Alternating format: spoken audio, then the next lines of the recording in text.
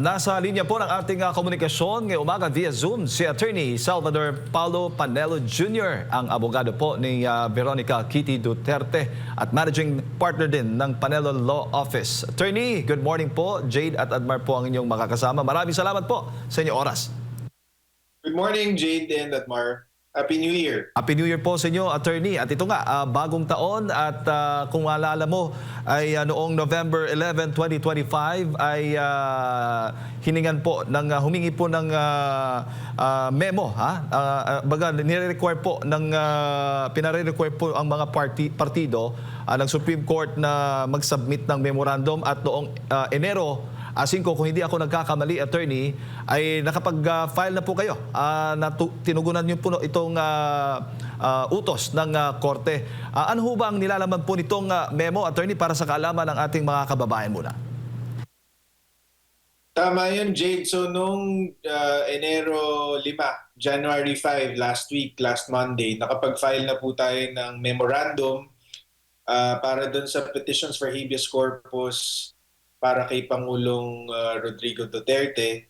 Ang linalaman po ng memorandum po ay isang pleading na fina-file sa korte para i-summarize lahat ng relevant facts, issues at arguments na sumusuporta sa kaso mo. So, particular dito sa kasong ito, bukod dun sa summary ng mga facts and issues, naglista yung Supreme Court doon sa resolution niya noong November 11 kung anong dapat na talakayin ng bawat partido sa memorandum. At particular ang pinakabago ditong issue na gustong talakayin ng Supreme Court ay kung dapat ba daw na mag-exercise ang Supreme Court ng judicial restraint or dapat bang hindi magdesisyon ang Korte Suprema sa kasong ito dahil may ongoing proceedings nga sa ICC. So ang sinabi natin dito, Korte Suprema, hindi kayo dapat magpigil or hindi kayo dapat hindi mag-desisyon dito sa kasong ito. Dahil unang-una, sabi ng konstitusyon, ang kapangyarihan ng hudikatura, hindi lang ito kapangyarihan, kundi tungkulin. Tungkulin ng Korte Suprema na magdesisyon at proteksyonan ang mga karapatan na ginagarantiya ng konstitusyon sa mga kasong katulad nito na may matinding paglabag sa karapatang pantao at sa due process para kay Pangulong Duterte. Tapos pangalawa, bakit naman yung Korte Suprema magpipigil na magdesisyon sa kasong ito na wala namang jurisdiction yung ICC. So pinaliwanag natin dito na unang-una, marahil tayo man ay naging miyembro ng Rome Statute at nagbigay ng jurisdiction sa ICC nung tayo ay miyembro pa ng Rome Statute. Nag-withdraw na po tayo sa Rome Statute at naging epektibo yung withdrawal nung March 2019 pa lang.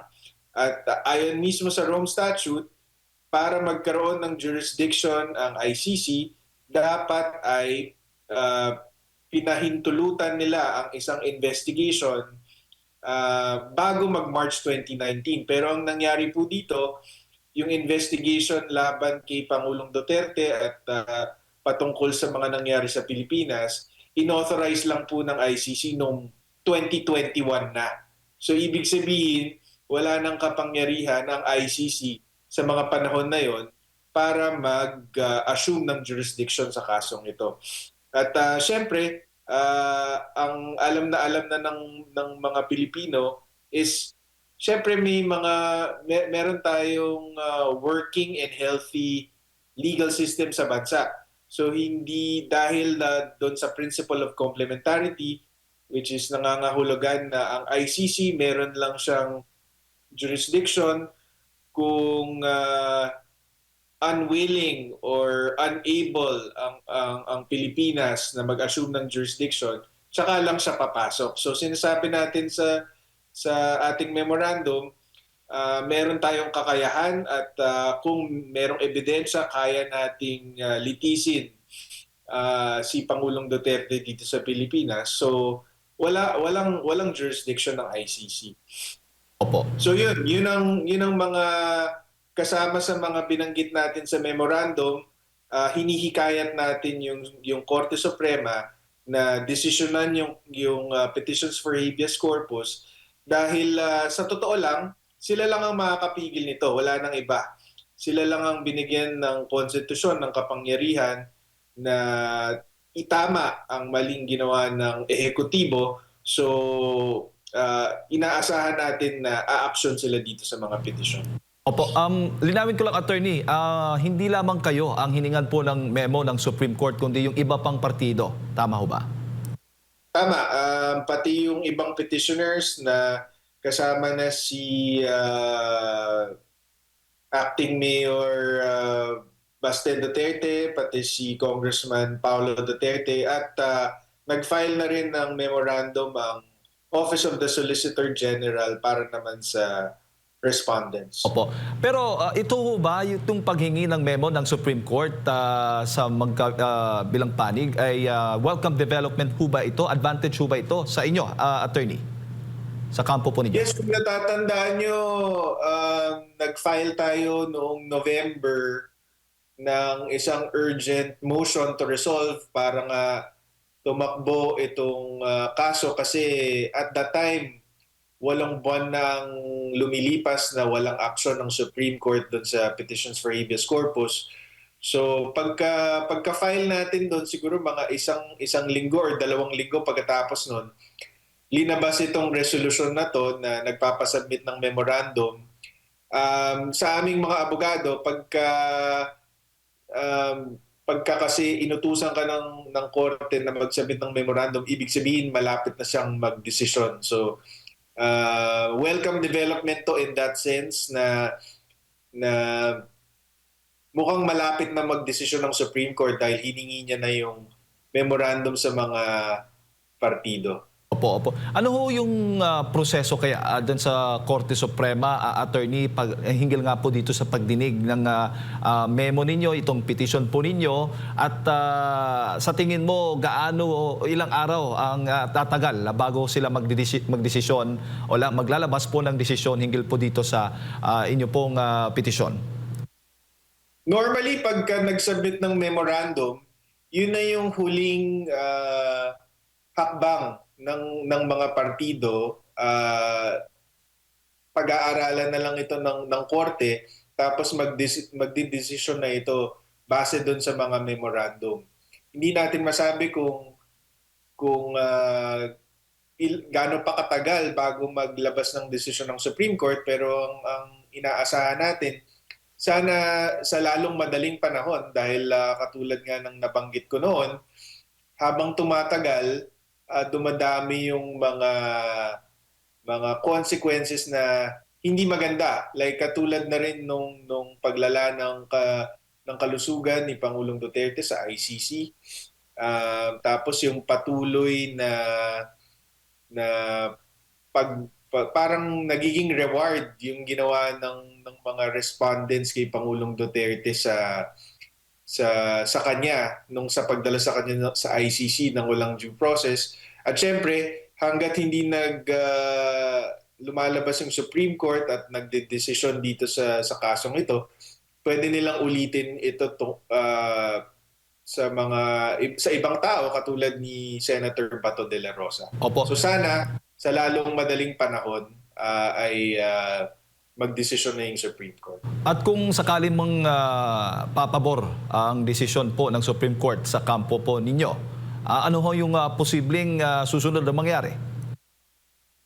Ang hiningi po natin sa Supreme Court ay for the Supreme Court to direct the respondents, which in this case is yung executive branch of government, to take all available steps to facilitate the return of former President Duterte. So ano pong ibig sabihin niyan?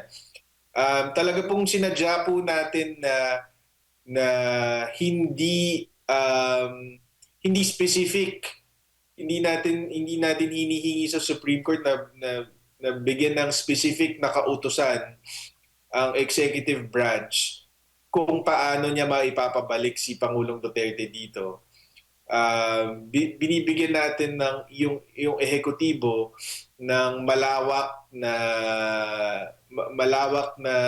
scope para gawin ang lahat ng makakaya nito para mapabalik si Pangulong Duterte. So iniiwan natin sa executive kung paano niya susundin yung utos ng Supreme Court na mapabalik si Pangulong Duterte. Kaya ganyan yan, kaya sadyang flexible yung hinihingi nating prayer is unang-una, ang executive kasi, ang presidente ng Pilipinas, siya ang chief foreign architect or chief architect ng foreign relations ng bansa. So ibig sabihin meron siyang mga prerogatives at discretion sa usaping foreign affairs. So binibigyan natin siya ginagalang natin yung prerogatives niya sa larangan na yan. Pero papaano? So sila na ang bahala. Basta ang importante is gawin nila ang lahat ng makakaya nila para mapabalik si Pangulong Duterte. Papaano po, attorney, kung sasabihin po ng ehekutibo na wala na pong silang kapangyarihan na kunin na si dating Pangulong Duterte sa ICC dahil nandoon na nga sa ICC at nasa kanilang jurisdiction na? Kasama na yan dun sa mga napag-usapan natin sa memorandum. At ang pinakasagot natin dyan is one, meron tayong jurisprudence na nakalap at presenta sa Supreme Court na nagsasabing dahil sila ang responsable sa problema na yan, dapat sila din ang makaisip ng paraan. At number two, hindi nangangahulugan na wala na sa kustodiyan nila si Pangulong Duterte. Ibig sabihin ay madidismiss na lang yung habeas corpus petitions. Kasi yun nga, kapag gano'n ang ruling ng korte, ang ibig sabihin yan, uunahan mo lang yung Korte Suprema or yung Philippine Court, uunahan mo lang para itapon ng isang tao sa labas ng jurisdiction niya para mapawalang bisa yung habeas corpus at ang kapangyarihan ng korte. So, sabi ng Supreme Court natin at even ng US Supreme Court, hindi pwede yan.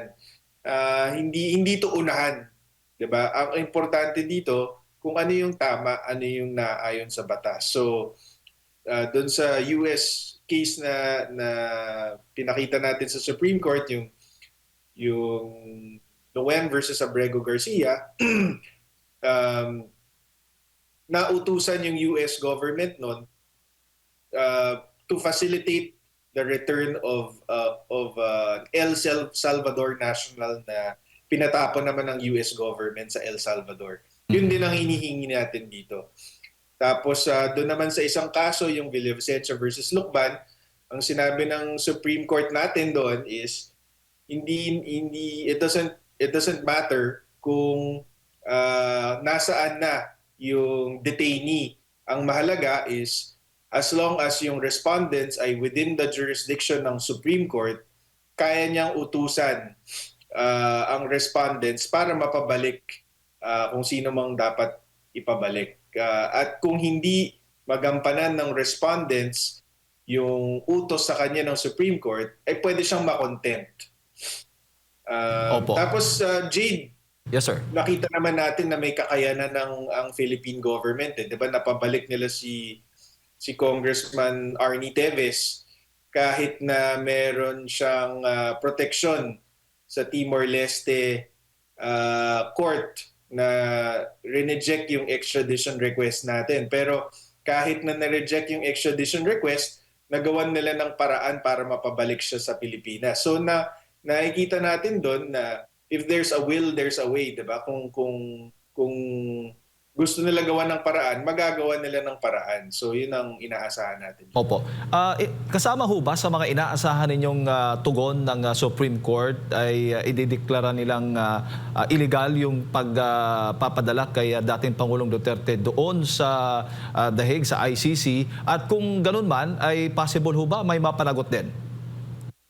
Yun ang pangunahin nating hinihiling sa Supreme Court. 'Di ba? Bago siyempre mag-utos ang Supreme Court na pabalikin si Pangulong Duterte, siyempre kailangan meron munang ruling kung illegal nga ba yung nangyari sa kanya. So, yun ang isa sa mga hinihingi natin, hindi lang para mapabalik si Pangulong Duterte, hindi lang para hindi na maulit ito kay Senator Batoman or sa ibang tao, pero para din magsimula na yung pananagutan ng mga responsable para dito. Opo. Attorney, bago ko lang ipasa kay partner Admar, kung sakali man na hindi po pabor yung desisyon ng Supreme Court sa panig po ninyo, may iba pa pong legal remedies ho ba na naiisip po kayo para dito, maliban po doon sa habeas corpus?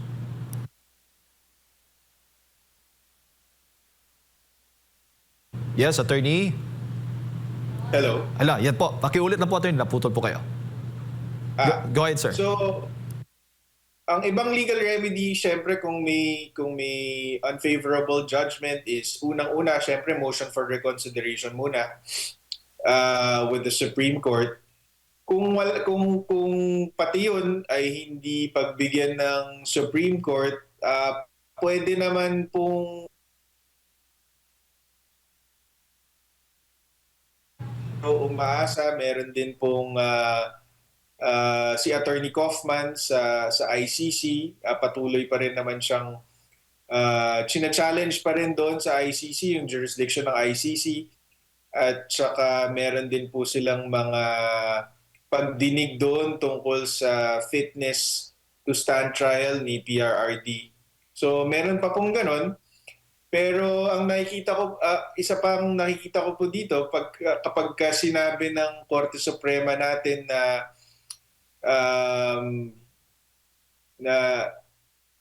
hindi na nila mauutusan ang ang ehekutibo dahil may kapangyarihan ang ehekutibo na gawin ang ginawa nila kay Pangulong Duterte.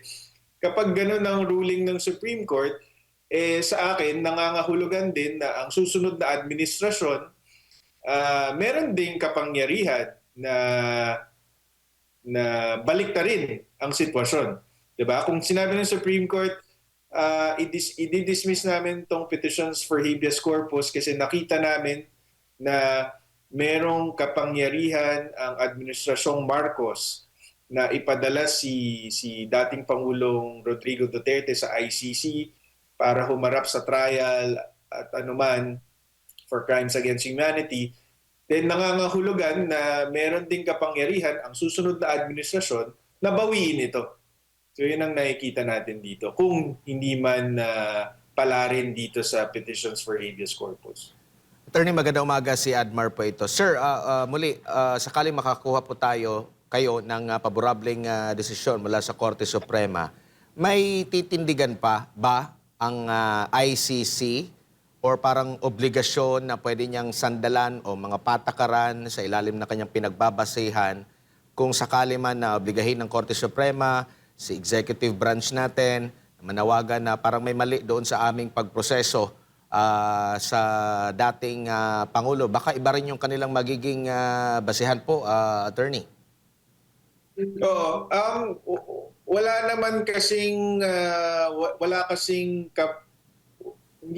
Walang kapangyarihan yung Supreme Court natin over the ICC. Malinaw yan. So, inaasahan natin na kung ano man ang maging ruling ng Supreme Court, kung utusan man ng Supreme Court natin ang respondents para pabalikin si Pangulong Duterte, inaasahan natin na hindi lang basta sasang-ayon yung ICC, 'di ba? Pero ang sa akin kasi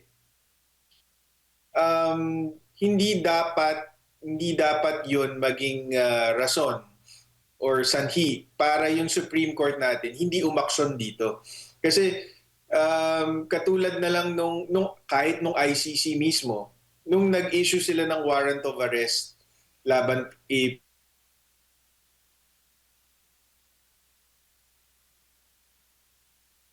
Yes po, attorney. Balikan lang natin maya-maya si Attorney Salvador Paulo Panelo Jr. May kaugnayan po ito sa kanilang naging hakbang pa dyan sa Korte Suprema na magkaroon na po ng desisyon. Ukol nga po dito po sa pangyayari kay dating Pangulong Rodrigo Duterte na ngayon ay nasa kamay po ng ICC. Go ahead po, Attorney. Attorney? Sige Hello. po, paulit na lang po nung sagot niyo po, attorney, doon sa aking katanungan. Nawala po kasi kayo sa ating linya ng komunikasyon po, attorney. Sorry. So, ang sabi ko is kapag inaasahan natin na kapag inutusan ng Supreme Court yung respondents na pabalikin si Pangulong Duterte, hindi lang basta papayag yung ICC. Siyempre may mga sariling patakaran yan, pero yun nga kahit sa sarili niyang patakaran, ang tingin namin ay walang kapangyarihan ng ICC kasi ayon sa Rome Statute, bago i-surrender ang isang akusado sa ICC, dapat idaan muna sa local courts. Hindi po nasunod dito. So, kahit mismo sa sariling patakaran ng ICC, hindi nasunod yung proseso nila. So, para sa atin, dahil doon, walang jurisdiction ng ICC. Ngayon, pwedeng hindi sumang-ayon yung ICC sa posisyon natin or sa magiging posisyon ng Supreme Court. Pero ang mahalaga dito, hindi yun dapat maging rason kung bakit hindi aaksyon o magdidesisyon ng Supreme Court natin dahil may tungkulin ng Supreme Court na magdesisyon ayon sa batas natin. So kung ayon sa batas natin, ayon sa konstitusyon natin, illegal yung ginawa kay Pangulong Duterte, kahit na sabihin ng ICC na meron silang jurisdiction, dapat hindi yun maging hadlang sa Supreme Court para sabihin na illegal yung nangyari. Tapos iiwan na natin yung kung paano mapapauwi si Pangulong Duterte sa executive branch of government dahil tungkulin naman nila yon. So, wag nang isipin ng Supreme Court kung paano mapapauwi si Pangulong Duterte, iwanan na natin yan sa executive, whether in this administration or the next. Alam naman natin hindi magiging madali kasi nga itong ICC, nawawalan na siya ng relevance tapos bihira silang makakuha ng kasong ganito kay Pangulong Duterte. Tapos syempre hindi bibitaw yan ng basta-basta. Pero kung kung nag-rule ang Supreme Court, may kapangyarihan ng executive na tugunan yung utos ng Supreme Court, hayaan natin silang isipan ng paraan kung paano siya mapapabalik dito. Opo, kasi kung sinasabing may mali doon sa pag-surrender, idadaan sa judicial authority, nakasaad din naman sa Rome Statute yung mga proseso po doon. So kung sasabihin ng Korte Suprema na medyo may mali doon, so kung hindi sumusunod, kumbaga parang mali. Kumbaga yun yung inaasahan natin na posibleng ito yung susundin. Wala na ba tayong ibang parang history na may kagayang ganito ng kaso po, attorney? First time ba ito na ma-encounter po ng ating bansa, and maaring ito rin yung dahilan kung bakit natagalan ang ating Korte Suprema po?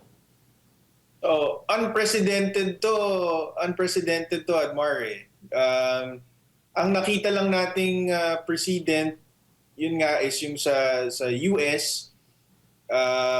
Ang issue na na-resolve doon is kapag ang isang tao nag-file ng habeas corpus pero wala na siya kasi sa US final yung habeas corpus, pero yung tao na naka-detain, nalipat na sa El Salvador. Ang sinagot ng US Supreme Court doon is meron pa bang kapangyarihan ang US Court na pabalikin yung tao kung wala na siya sa jurisdiction ng US?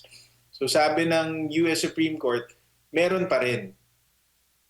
Hindi ito unahan. Hindi ito game of yun nga, unahan, 'di ba? Hindi mo pwedeng unahan lang yung Supreme Court tapos kapag naunahan mo yung Supreme Court, wala nang magagawa yung Supreme Court. So sabi ng US Supreme Court doon, hindi pwede yung ginawa mo, illegal yung ginawa mo, walang due process. Pabalikin mo yan dito. At sinunod naman ng US government. Tapos dito sa Villavicencio versus Lucban, dito, ang involved naman dito, yung mga dinitain, linipat from Metro Manila to Davao. So, within the Philippines lang. Pero ang malinaw na sinabi ng Supreme Court doon, it doesn't matter kung saan nakakulong yung tao. Ang importante is hanggang kung yung respondents ay within the jurisdiction of the court, then pwede ka naming utusan na ibalik yung mga tao na yan. So, kaparehas dito sa sitwasyon natin, although si Pangulong Duterte nasa ICC na, nasa The Hague, malinaw na yung respondents, yung mga opisyal ng gobyerno na responsible for bringing PRRD to The Hague, lahat yan nasa Pilipinas. Lahat yan within the jurisdiction of the Supreme Court. So, nangangahulugan na may kapangyarihan yung Supreme Court na utusan tong mga to na gawin ng lahat ng makakaya nila para mapabalik si Pangulong Duterte. Opo. Sir, para sa kaalaman lang po ng lahat, nasaan na po yung estado ngayon sa kaso ni FPRRD? Nabasahan na ba siya ng ito yung kaso mo? And if ever po na gano'n na po yung proseso, maari bang hilingin din na dito na lang sa Pilipinas dalhin yung mga inaakusang kaso sa kanya, considering dito din naman na naganap yan. Umiiral po yung ating justice system na pinagmamalaki ngayon. Ngunit katakataka noon na parang sa kaso lang daw ng pangyayari kay former President Duterte, hindi gumagana yung hustisya po, attorney. Sa ICC, nasa pre-trial stage pa rin tayo actually. Hindi pa nagsisimula yung actual trial. Tapos kung doon sa tanong mo naman kung pwedeng madala dito, isa yan sa mga pwedeng mangyari or pwedeng gawin ng executive branch of government natin. Pwede silang sumangguni ng formal sa ICC bilang gobyerno mismo ng Pilipinas para sabihin na dito na lang litisin yan. Hindi yan meron namang basihan yan dahil meron sa Rome Statute, ang sinusunod nga dyan is principle of complementarity na nagsasabi na kung may jurisdiction lang ang ICC kung unwilling or unable ang national government to try yung applicable crime. So kapag nagsumite ng formal na motion or petisyon ang gobyerno ng Pilipinas sa ICC para sabihin na dito na lang litisin yan, dapat pakinggan niya ng ICC. Attorney, nababahala din po ba kayo sa pagkaka-involved din or sa mga issue na pumapalibot din po sa ICC sa kasalukuyan po? Nagkaroon po ng desisyon ang Estados Unidos, napatawan sila ng sanction, meron din dito sa Russia na maaring makaapekto po dito sa kaso ng dating Pangulong Rodrigo Duterte? Hindi tayo nababahala kundi nakikita natin na dahil sa mga hakbang na yan ng United States at ng Russia, sana makita ng sarili nating Supreme Court na hindi dahil may ongoing ICC proceedings, hindi nangangahulugan na dapat ay mag-defer na tayo sa ICC proceedings. Dapat i-assert natin yung sarili nating kapangyarihan, yung sarili nating sovereignty, ang sarili nating batas, 'di ba? Dapat ganun ang posisyon natin, hindi yung dahil lang meron ng proceeding sa ICC na wala namang jurisdiction, ay magde-defer tayo. Dapat hindi ganun ang approach. Sana yun ang makita natin sa mga hakbang ng US at ng Russia. Pero matagal na po yan. Matagal na pong criticize ang ICC dahil di umano political court, bias, marami na pong nag-withdraw bukod sa Pilipinas, pati ang Turkey, I think nagpahayag na ng withdrawal. Pati ang Valenzuela bago nadakip si President Maduro, mention na rin po sila nag-manifest na rin sila ng intention to withdraw. So marami na pong nagwi-withdraw sa ICC kasi nga nagagamit sa politika ang ICC at nakikita na yun ng mga iba't ibang bansa.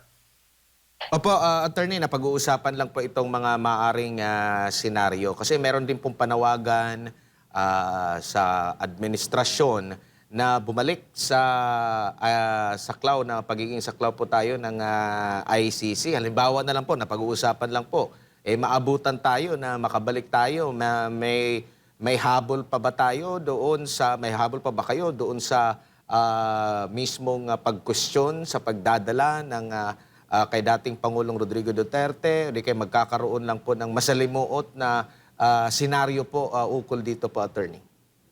Kung bumalik, dapat hindi naman kasi malinaw naman kasi ito ang mga malinaw, Admar, no? So, meron bang jurisdiction ang ICC para doon sa mga krimen na naganap habang miyembro yung Pilipinas sa ICC? Meron. Basta pumasok siya sa principle of complementarity, meaning naganap man yung krimen doon sa panahon na yon, pero yung bansang Pilipinas, yung gobyerno ng Pilipinas, unwilling at unable siya na litisin yung mga krimen na yan dito sa Pilipinas. So, tama yun.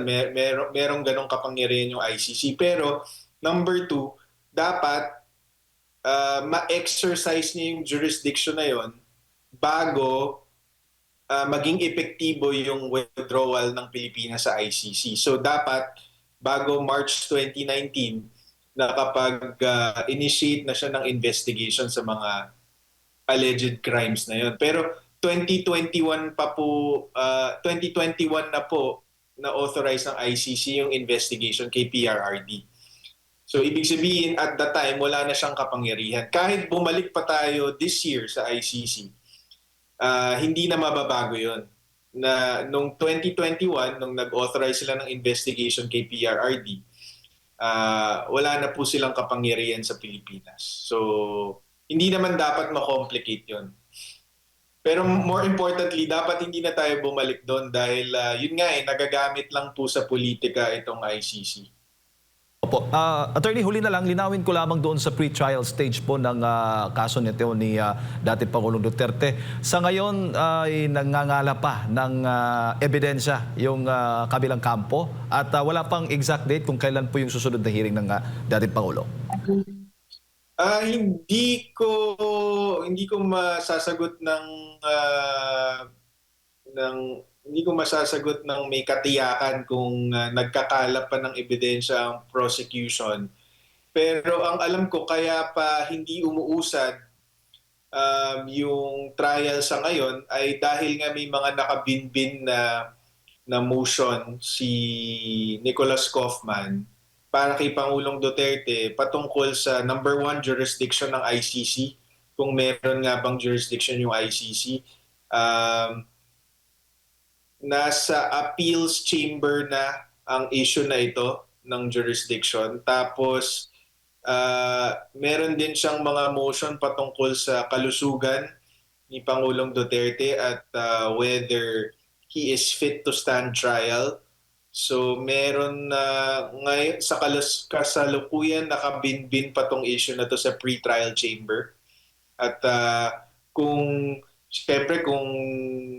kung mag-rule yung pre-trial chamber na fit to stand trial si Pangulong Duterte, I'm sure iaakyat pa to sa appeals chamber. At tapos meron ding request for interim release, panibagong request for interim release. So yung tatlong bagay na yon nakaka-contribute din sa delay. Pero pag naaprubahan kasi yung mga motion na yon, hindi na po uusad yung kaso. Kaya inuuna talaga yon bago mag-proceed yung trial. Alright. Attorney, siguro huling mensahe po ninyo at syempre, paalala, panawagan din sa ating pamahalaan at sa ating mga kababayan na nanonood po, lalo na yung mga supporters ng dating Pangulong Rodrigo Duterte. Maraming salamat sa mga sumusuporta kay Pangulong Duterte at sa mga hakbang natin para mapabalik siya. Huwag po kayo mawawalan ng pag-asa. Alam po namin hindi magiging madali ang proseso kung mapagbibigyan man tayo ng Supreme Court, pero kumpiyansa po tayo na nasa tama tayo, na wala pong due process at hindi po ayon sa batas ang pagka-surrender sa kanya ng gobyerno natin sa ICC. Kaya dumulog tayo sa Supreme Court at to be fair to the Supreme Court, sa kasaysayan natin, palagi namang tumitindig ang Korte Suprema sa tama. At dahil sila lang ang may kapangyarihan na itama ang naging mali, umaasa tayo na gagampanan niya ang tungkulin niya na proteksyonan ng konstitusyon at maipabalik si Pangulong Duterte dito. Hindi para mapalaya, pero para dumaan sa tamang proseso. Dahil hindi naman po itong hakbang natin, hindi naman po para maiwasan ang pananagutan, kundi para dumaan lang sa tamang proseso. Kung kailangan panagutin si Pangulong Duterte, dito natin siya litisin sa Pilipinas.